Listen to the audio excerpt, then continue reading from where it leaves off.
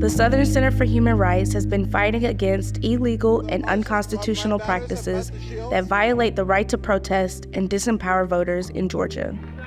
Enshrined in the Constitution, the right to protest has been the very fire that forged our democracy and a catalyst for social change. It's important to understand that without the push from protesters and other leaders and activists of the civil rights movement, that allow the change that is celebrated across the country, in the Deep South, here in Atlanta, would not have occurred had they just waited on those persons who are in positions of power and authority to gift to people what was inherently theirs.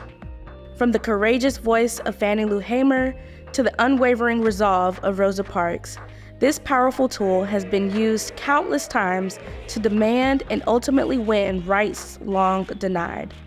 Now, these rights are under renewed attack in the cradle of the civil rights movement. Georgia law enforcement has relied on tactics of intimidation, antagonization of people to repress speech. You see SUV police vehicles, you see state troopers. If they're marching in the streets, you see helicopters for actions where no threat of violence has been communicated. Prosecutors are coming at protesters and other organizers with every tool that the law affords law enforcement as a means to repress political dissent. Even charitable bail funds are being attacked by the legislature. We're seeing a nationwide rise in authoritarianism.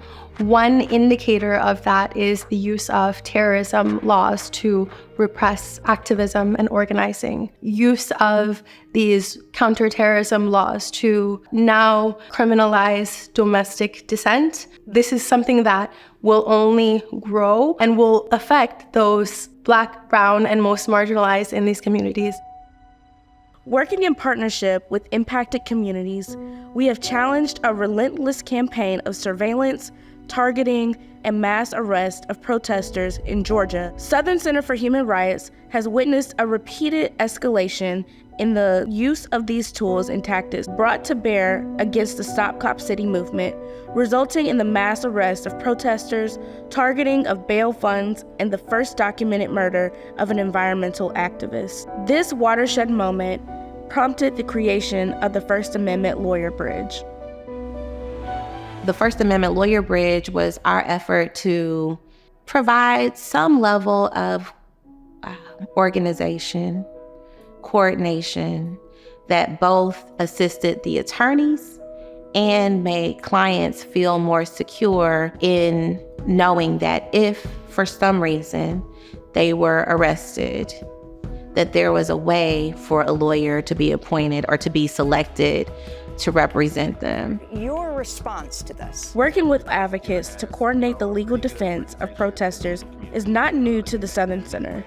From the Occupy movement to the numerous uprisings sparked by police violence and the disproportionate targeting of Black and brown communities, we have always stood at the ready to ensure the accused receive a zealous defense.